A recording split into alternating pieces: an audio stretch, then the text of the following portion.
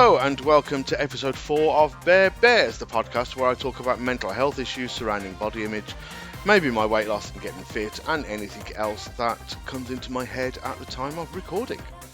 So this episode is going to be a bit different to what's come beforehand. Rather than talking about what went on during the week and stuff like that, instead I've sat down, I've had a cup of tea with a friend, recorded it, and we'll call it an interview. I am going to try and keep this format to every 5 or 6 episodes. So I think it's important to hear other people's views and perspectives. So I will get guests and we'll do just this. We'll do exactly as we've done. We'll sit down, we'll have a cup of tea, and we'll talk about the issues. Because as I keep saying, this isn't just about helping me, it's about helping others. And hearing other people's stories may give me hints and tips. It may give you things that you hadn't thought of. So I think it's really important to hear these other voices. One thing I should mention before I start the recording is as I keep saying, this isn't a professionally produced podcast. I don't have thousands of euros worth of podcast equipment just sitting around at home. It's just me and wherever I am and whatever microphone I happen to have at the time. And that being said, when I was recording this interview, it was done across Zoom and I was using a different microphone. The sound quality on my end isn't as good as I've had in previous episodes, so I apologize for that. But anyway, look, the interview is still good. I enjoyed it very much. I'm very grateful to the guest who joined us, who you'll hear about in a few moments. So on with the interview.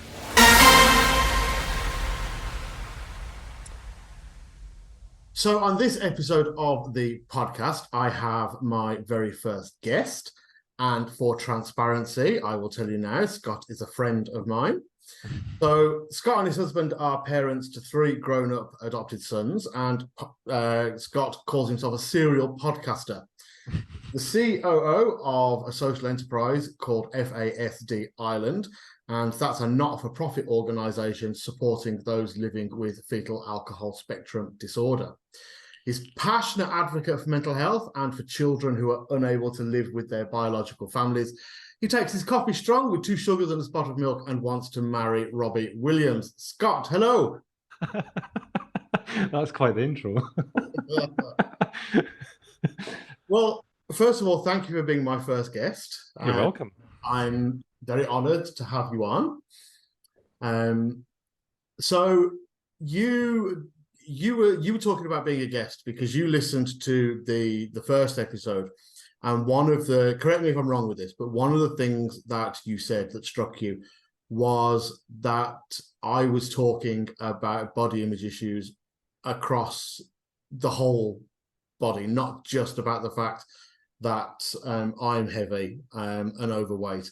I was talking that body image affects everybody, and it's one of the things, if you're obviously you are happy for me to share it because you wouldn't be a guest otherwise, that you have also experienced. So tell us a bit about your body image issues. Yeah, well, I think when I listened, what I hooked into was the fact that, this isn't, in your first episode, it wasn't just about you and your weight, it was about the whole body. And I think that I kind of connected with that because, I think for me, I'm not overweight. I'm probably a bit underweight, actually. But I think my whole life, things like my height have always been an issue for me. So I've always, well, not always, because obviously I've not always been 6 foot, but I am 6 foot. To me, 6 foot, big feet. There's advantages to some of that, some places, I'm sure. But for me, I've always had kind of issues with certain parts of my body. Height and feet size being the main things, but also things like my arms, things like my legs. It doesn't kind of affect me all the time, but I think for me, if you kind of hook into something in your head, essentially, if you go down that kind of rabbit hole with yourself, you can really get stuck there. So I think that's really what struck me, and there's everything. Like I connect it back to being the kind of ugly duckling, if that makes sense. So when I was younger, I was horrendously bullied for various things. I wasn't a fighter. I was a lover. I never stuck up for myself. I accepted what people were saying about me. And that has really that's gone on to have an impact on me in my 30s, 40s now. And things like my social anxiety, I don't have it as bad as some people could have it, but I still have it. I'm not the sort of person who will walk into a bar or a restaurant on my own, because I feel very very aware of myself and how I look. To other people, they won't see it, but I see it because it's in my head. So the ugly duckling thing really has had an impact on me. I had massively protruding front teeth before I had braces, and when I say massively, I mean, to me, whether they were or not, I don't know, because I'm kind of biased about whether they, the fact that I saw them like that, and everybody used to tell me they were like that. But I think that's a big thing with the whole body image thing, isn't it? Though it might not be anywhere near as bad as it really is, but it's still bad for you, and that makes it all the more worse. And I think for me, along a similar vein with my weight, what makes it worse for me is when I'm doing my utmost to acknowledge that I'm overweight and I want to become happy with it, or I want to lose weight, either way. And you get the people who say things like, but you're not overweight, you're cuddly. I'm like, no, I'm not. I'm not cuddly. I'm overweight.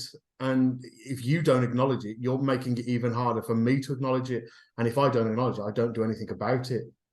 And it's when it's that kind of thing. I just feel that, just like you with the, it probably wasn't as bad as you as it really was, but for you, it was that bad. Do you know?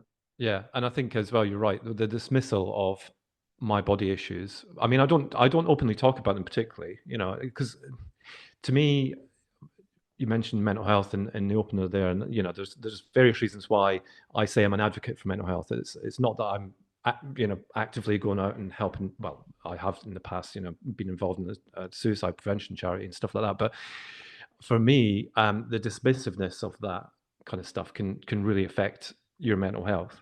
If somebody's saying, no, you're not, you're fine, but actually you're saying, we're saying we do have these issues.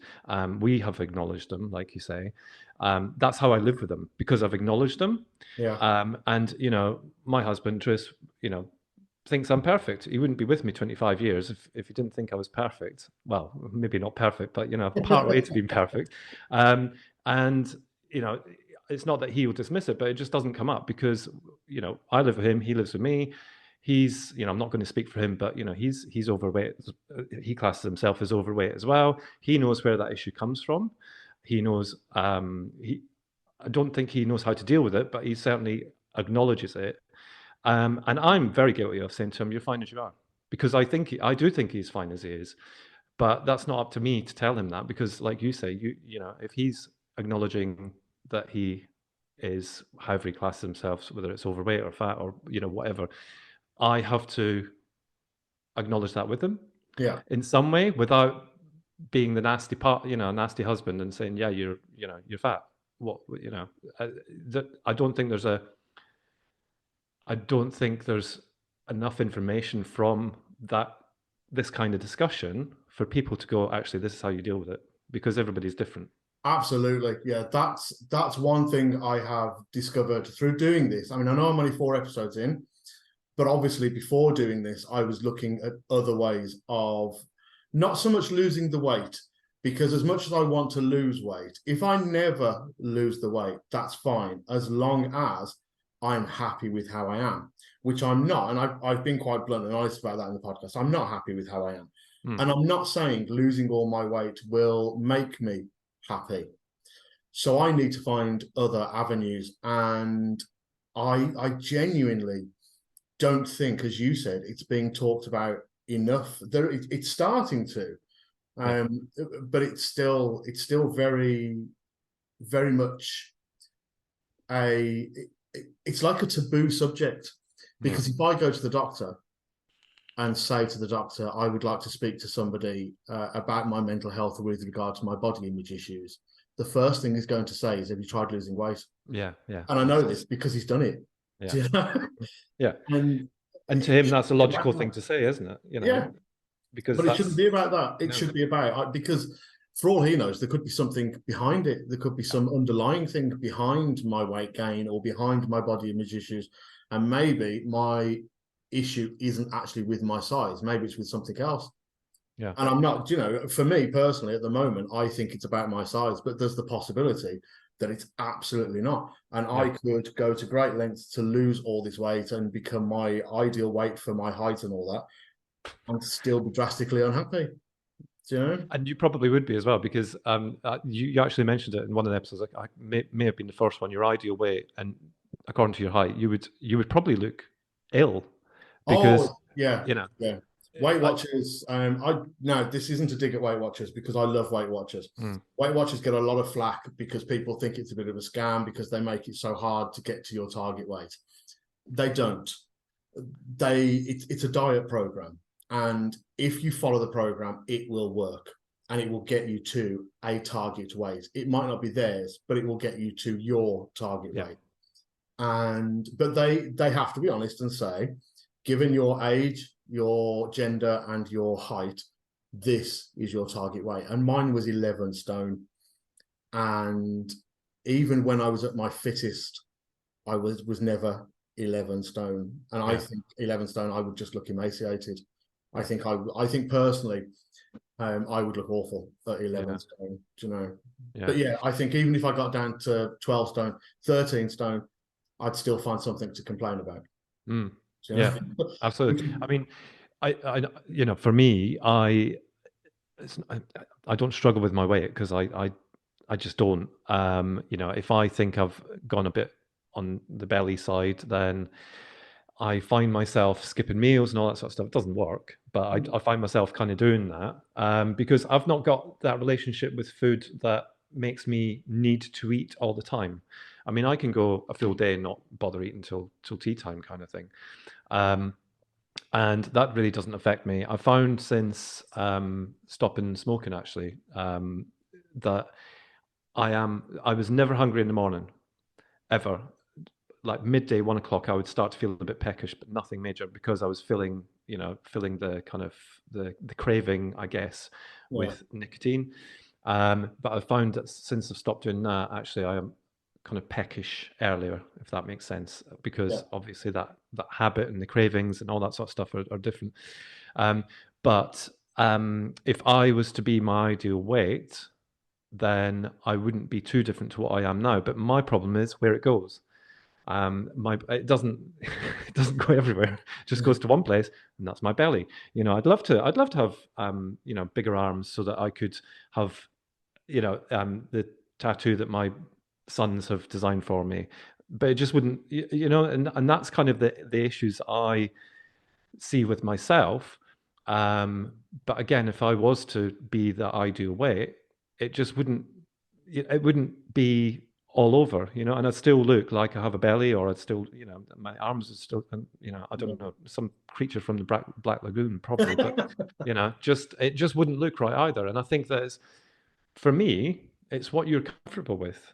Yeah. And if you get to the perfect position, which I'm never going to get to, I'm never going to be perfectly happy with my body, but equally, I'm never going to go and have liposuction or anything like that, because it's just not, that's not me. I'm okay with it, but I'm kind of accepting rather than,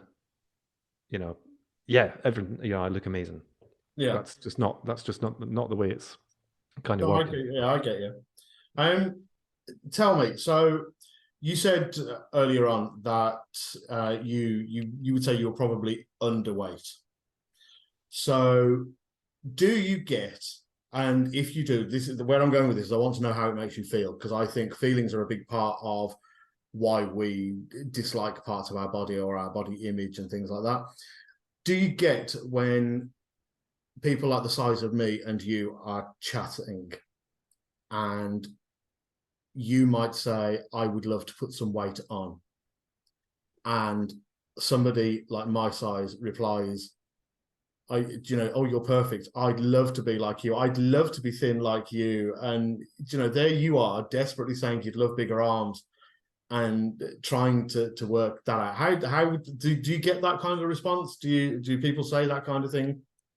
Yeah, I think it's funny where that comes from, because yes, it has happened in the past. I think, nowadays I'm probably more satisfied with myself now at the age of, 47 next month, but probably more satisfied with it. So don't have kind of sit and have those discussions, but have done in the past. And one of my friends actually, she's always on her about her weight, and I think she's perfect the way she is. I absolutely do.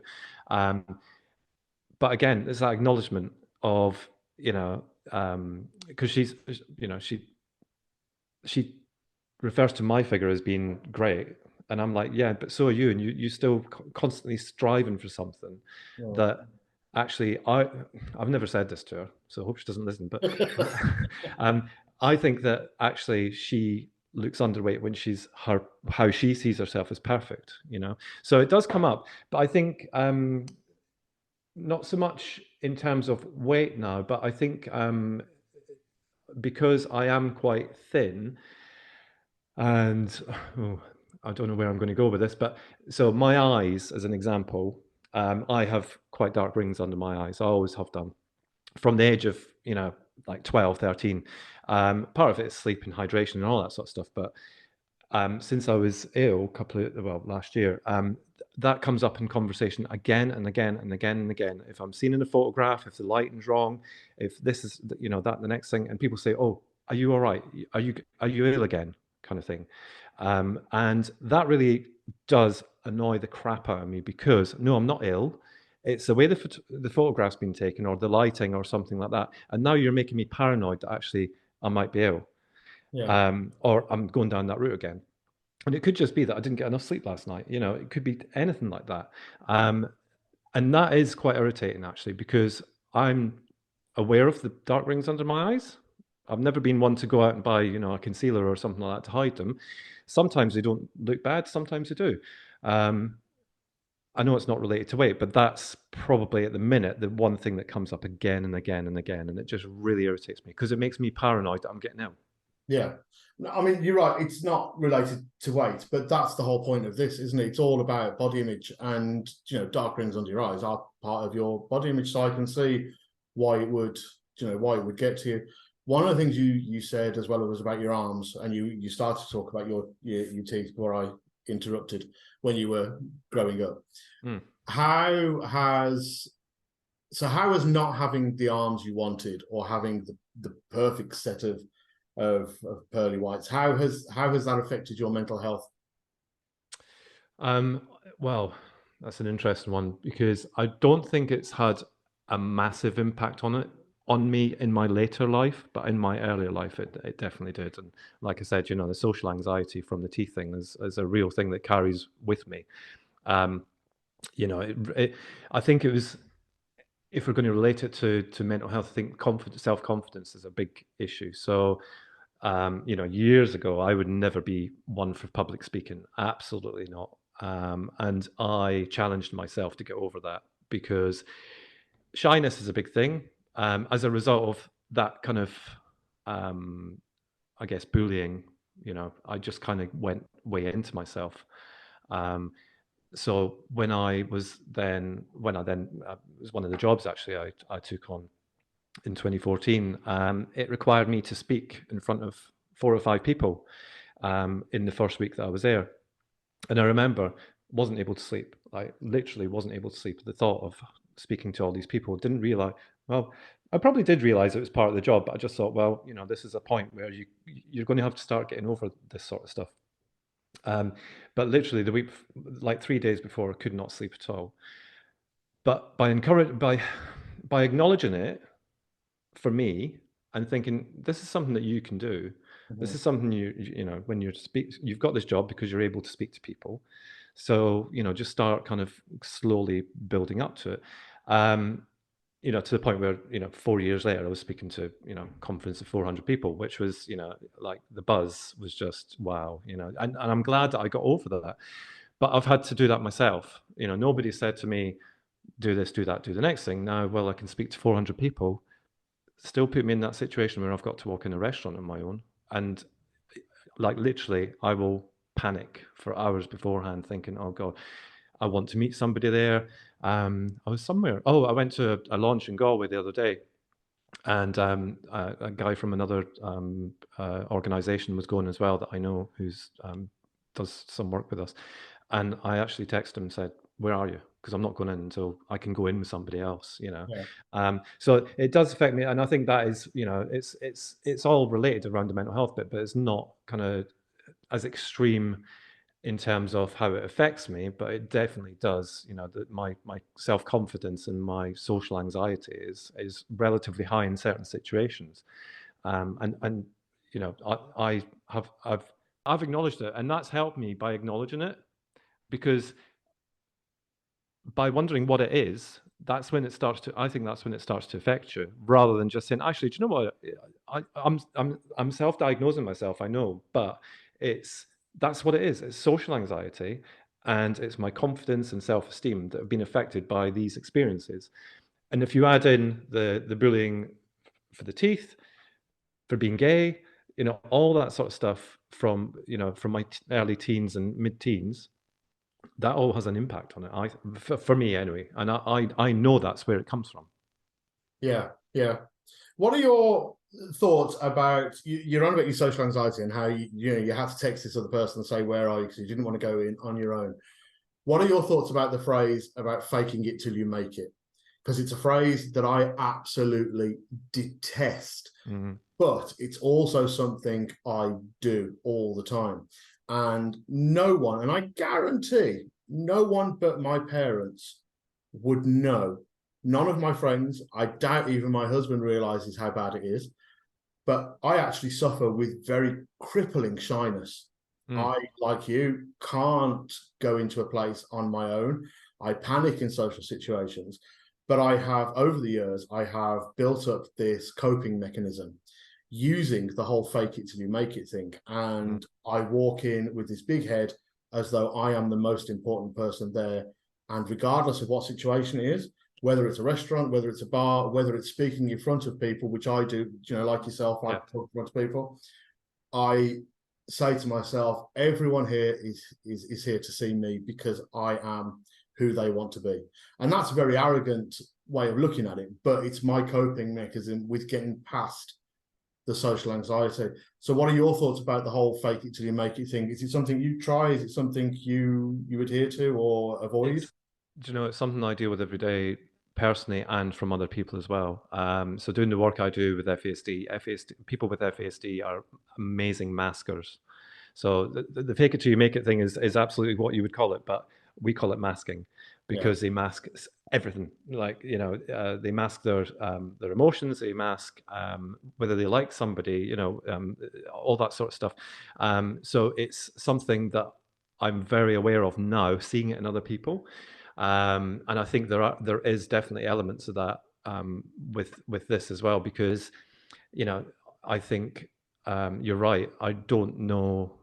Well, maybe I'm just trying to think if the hubby would know, because I can get a bit grumpy if I'm in a situation where I'm starting to get anxious or nervous, and I can't hide that. So, you know, if we're late, as an example, if we're late for something, because I'm a like the timekeeper, and he's definitely not the timekeeper. So, you know, like we were late for his granddad's funeral. You know, that's how flipping late he likes to be. But if we're in the car and we're going somewhere and we're late, maybe to the airport or whatever, I find myself starting to get snippy and snappy, but only with those around me, if that makes sense. So I'm not. I wouldn't say I'm a very good masker. I would be in a professional setting. I think that yeah, that would definitely work in those kinds of settings. And I'm just, you know, I'm trying to think about recent things that I've done, because yeah, just various things that have happened over the last kind of, well, since COVID really. It has affected how I maybe engage with people professionally, because I'm trying to get back into it, if that makes sense, after years of not doing it. And I find myself, if there's somebody else there who's there doing the same thing with me, so we did a launch a couple of weeks ago, and because the husband was there, I was like, well, this is your thing. You get off and do it. I'm just here to take the photos, kind of thing. So I was kind of passing it off rather than going, actually, I can do this and I can do that and blah blah. So that's probably how I deal with it, more than kind of masking it or like you say, faking it till you make it, because I'd just rather not deal with it. It's funny you say that in professional situations you can do this and you can mask quite well. One of the things that led to this podcast was earlier on this year. My boss is also, he's a good friend. I love him dearly. He pointed out that actually I was withdrawing at work and that my level of patience was a lot shorter than it was. My fuse, as it were, was shorter. And he noticed this. I hadn't. And I'd always thought I was very good at masking these things. Right. But he'd noticed that I was isolating and that I was, and some of the other staff had noticed it well and mentioned it to him, not in a nosy way, but in a caring way. Look, we're worried he's isolating. He's not in a good place, and that led to me going to therapy, right, and speaking to somebody. And my God, it helped so much, just being able to talk and get everything out there. But it was interesting that as you're saying, you can do it professionally. I always thought I could. I always thought I was very good at it. And clearly, when things come to a head too much, I'm obviously not. Yeah. I see. I think it's different for me as well, because professionally now I work with family, so it's hard to know if I can if I do it or not. Because like if we're in the office on our own and he says something out of turn, I'll just bite back the way I would at home, kind of thing. So it's difficult to know. But I think when we're definitely in kind of public settings, there's definitely that element of that, because I do find myself pulling back. So I've just remembered actually a breakfast that we went to with the chamber a couple of months ago, and the mayor and all that sort of stuff were there, and obviously that's people that we need to speak to. We need them to know we're here, and we need them to know what we're doing and stuff like that. And he was like, we need to speak to him, and I just wanted to leave. I just wanted to go. I didn't want to get involved in that conversation because I just wanted to go. Yeah. And it wasn't because it's not because I'm not committed to my job. It's just because I just didn't want to speak to somebody else who I didn't know and make the small talk and all that sort of stuff, because I find small talk quite hard, and the kind of introduction and all that sort of stuff. You wouldn't think it from the way I've blathered on here, but it's different when you're just talking to one person on the screen. Compared to when you're in a room and all that sort of stuff. And I find myself like, if there's a camera there, I'm like, okay, well, off you go and have your photograph taken with the mayor or the head of the chamber or whatever, and I'll take one so we can post it on socials, kind of thing. And that's my excuse not to be in the photograph, because again, I think maybe and I've maybe just made some connections here as well. People saying how ill I look or whatever, or tired I look, I think I've maybe gone, actually, do you know what? Rather than them saying that, I just won't have a photograph taken. Yeah, I'm the picture taker, and unfortunately, I take bad pictures. I'm not a photographer. I'm not very good. The good thing with having digital cameras is that you can take as many pictures as you want, and fingers crossed there might be. Yeah, you might get one. Yeah, absolutely. Yeah. Yeah. So selfies have to be at the right angle and everything. I'm not a good. I don't like being in pictures taken by other people. So I do that. So we're coming close to our time now, but one thing I'd like to ask you is, and this is really putting you on the spot. So this podcast I want it to be around not just my weight loss journey or my mental health, but I want this to be aimed at everybody and to help people with body image issues. So regardless of the issue, if someone came to you saying they had a body image issue, what advice would you give them? Where would you send them, or what would you tell them? That's interesting. That is a very interesting question because I don't think I've thought about that before. Um, it's funny because the one thing that I think is very useful in this world these days are things like this podcast. And I'm not saying that to blow smoke or because it's a podcast and I do podcasting as well. I'm saying that because actually sometimes you can get nuggets of information from a podcast that you will never get from anybody because well, unless they're produced podcasts, and I'm talking about, like these organizations like, I don't know, RTE, BBC, that do them because they're obviously they're fulfilling an audience kind of commitment. I think with these kinds where it's lived experience, I think that it's lived experience that you probably need to listen to. So that's the first thing. And podcasts, you can, yourself, you listen to them, I listen to them. You can do it in the car when you're on your own. Nobody's judging you. That's, that would be my first thing, because I always do that for everything. If somebody says something. And I think, where would you send somebody? I don't know. I think I'm very lucky to work in a world where I've got access to people who can help with various different things. So psychologists and psychiatrists and medical professionals and stuff like that. I used to work in a place up until last year where we had occupational health therapists working there as well, and I had an issue with one of my sons, and it just came up in conversation, and they gave me some hints and tips to be able to deal with it. So, I'm very lucky that way because I've got that. But I can't think of anywhere that you would be able to send anybody. That's the problem. It's like if you came to me and said, "I want to lose weight," then I would say, "Well, what have you tried?" But if you came to me and said, "Actually, do you know what? I've got a real issue with this," I certainly wouldn't just say, "Oh, go and try Weight Watchers," or take a Slim Fast, or whatever it is that would come to my mind. So I think that's a hard one. Do you think the fact that you can't think of anywhere is because it's a subject that's not talked about enough? We talk about weight loss, we talk about getting fit, we talk about, as you said, obesity. Do you think actually being happy with who you are is a subject that we're not talking about enough? Absolutely. I would say that's probably, that's front and center. And until we've had this chat, I didn't really think about that either. So, I think that's important. Well, Scott, thank you very much for joining me. Thank you very much for being my very first guest on my podcast. I kind of feel a bit honored, privileged, whatever. I don't know.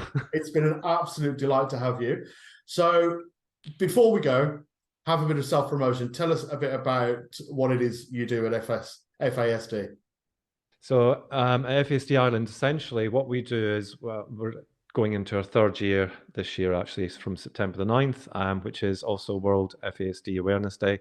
And essentially what we do is we support families and those living with FASD in any way we can, really. We've got a hub helpline so people can ring in for advice and support. That could be a social worker, it could be a foster care, it could be a biological parent. And essentially FASD is, something that is kind of comes from consuming alcohol during pregnancy. Anybody who's listening and doesn't think it's a thing, well, kind of more feel you, because it is definitely a thing. I know that years gone by they used to say have some Guinness for iron and stuff like that, but actually that stuff has it's scientifically proven now that it's having an impact. So basically we provide, like I say, we provide support, we provide the help, but we also do a podcast, believe it or not, and support groups that are launching this month. And we've also got there's kind of loads of stuff that we do that is free to access. We don't have a lot of income. We're very dependent on we are the distributors for the Hidden Disability Sunflower Lanyard in Ireland, and that's where the majority of our income comes from, for us to be able to provide the services. And we're still in an awareness phase because sadly Ireland is rated at the second highest prevalence in the world for FASD because of the culture with alcohol. Yeah. So it's a really big thing here. And we're just kind of plodding on, trying to raise awareness really and provide the support that we would have wanted, because one of our sons has FASD and there was no help available. We didn't know where to go, where to access and stuff like that. So very similar to what we've just been talking about, actually. There was nowhere to go, and now there is in Ireland. So So if people wanted support or if they wanted to know more, where can they find out information? Well, we're on all the platforms, as you would expect, because I'm a social media whore as well as a serial podcaster. But just search FASD Ireland or fasdireland.ie is the website. And do you know what? If you're interested in finding out about it, then that's a perfect place to go because we've got everything on there. We're always looking for support and help as well. So, like you can contact us through the website as well. There's loads of kind of web forms that people can fill in. So. Brilliant. Scott, once again, thank you very much for joining me and being my very first guest. And as I said at the very beginning, full disclosure, Scott and I are friends. So even though I'm saying goodbye at this podcast, I'm pretty sure we'll be texting each other later. So there we have episode 4 in the bag and my first interview. I know it's a bit of a cop-out using a friend as my first interviewee, but I think Scott brought a great perspective to the whole body image issues from his own personal point of view. The information for the organisation he works for will be in the show notes. Please do check them out, and if you need advice from them, do get in touch, and if you can support them in any way, please do. So until next time, we'll be back to normal. It'll just be me jabbering away for you, unfortunately. I look forward to seeing you then. Bye-bye.